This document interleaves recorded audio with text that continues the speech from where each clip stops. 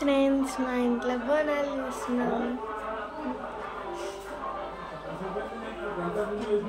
మట్టి బోనం, అది తడి బోనం. ఇది మా దైవం రూమ్. మా మమ్మీ బోనం. సో మేము ఇప్పుడు బోనాల గుడికి బయలుదేరుతున్నాం.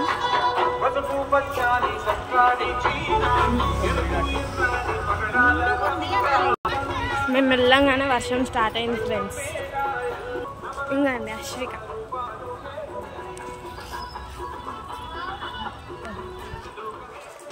ఏది ఏమైనా బోనం ఆగేదేలే. మేము ఫస్ట్ అయితే పోచమ్మ గుడికి పోయి మట్టి కుండలోని బోనం ఎక్కిస్తాం. ఓకే, చూపిస్తాం. దగ్గరకు వచ్చినాము గాయ్స్, కనబడుతున్నాం. దగ్గరకు వచ్చేసినాం. ఇదే గుడి. సో ఏంటంటే ఇవాళ చాలా రష్ లేదు. లాస్ట్ టైం ఏమో చాలా రష్ ఉండే. వీడియో తీసినాక అని పెట్టడానికే అన్నీ ఎట్లా యానిమేట్ చేస్తారో తెలియదు. ఓకే, ఈసారి ట్రై చేస్తాను. లాస్ట్ ఇయర్ది ఈ ఇయర్ది కలిపి పెట్టేస్తాను. ఓకే,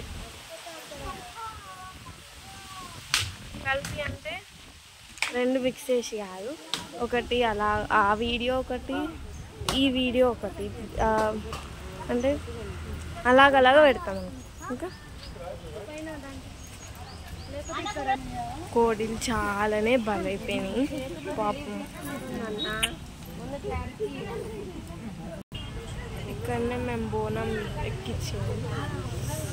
నానమ్మ అడ్డం నాకు, నానమ్మ అడ్డం వస్తుంది. చిన్న కృష్ణుడి విగ్రహం. గుడి మంచిగా చెట్టు కింద ఉంది. ఇప్పుడు మేము వీడికి వచ్చి డైరెక్ట్గా బోనం దింపొద్దు. 3 రౌండ్స్ తిరిగేసి వచ్చి బోనం దింపాలి.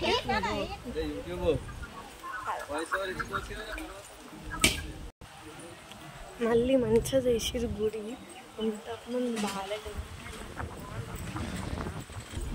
చాలా మంది పొద్దున్నే వచ్చిర్రు అనుకుంటా. కోడిలు మేకలు బలి అయిపోయినాయి. రథం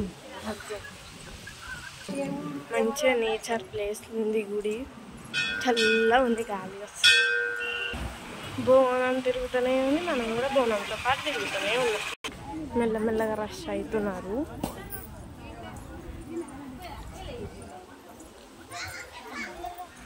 అక్కడ దీపాలు వదిలేస్తారంట. బోనం పైన దీపాలు పెడతారు కదా, అది వదిలేస్తారంట. ఇప్పుడే బొట్టు పెట్టించుకున్నా. అంటే పోతరాజుతో కాదు, అక్కడ బోనాలు తీసుకుంటారు కదా, వాళ్ళతో బొట్టు పెట్టించుకుంటారు. మా అమ్మమ్మ తొట్టలా కడుతుంది. ఇవాళ అంతే కాదు, ఇవాళ బోనాలు ఎవరు చేసిదో కామెంట్ చేయండి. ఇంకా తొట్టల ఎవరెవరికి తెలుసో కామెంట్ చేయండి. ఓకే, సారీ ఫ్రెండ్స్, లోపల అమ్మవారిని వీడియో తీయరంట, అలౌడ్ లేదు యాక్చువల్గా.